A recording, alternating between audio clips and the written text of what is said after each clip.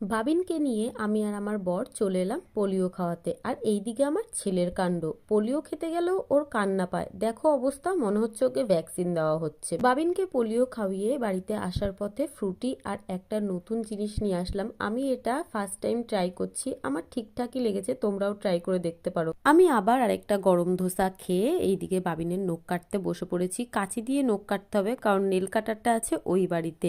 এইবার দুপুরবেলায় খেয়ে দিয়ে উঠে বাড়ি যাওয়ার পালা। বাড়িতে যাওয়ার আগে বুগ্গু যেহেতু ঘুমিয়ে পড়েছিল, তাই বুগ্গুকে আদর করে এইদিকে আমার ছেলের কাণ্ড দেখো, বাড়ি যাওয়ার আগে এখনো দৌড়াদৌড়ি করছে।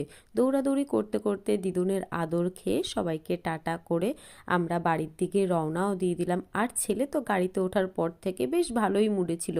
গাড়িতে উঠে দুষ্টুমি করতে করতে হঠাৎ করেই বাবিনের খুব কাশি ওঠে, আর কাশতে কাশতে বাবিন বাড়ির দিয়ে যা খেয়ে বেরিয়েছিল সব খাবারটাই গাড়িতে বমি করে দেয়।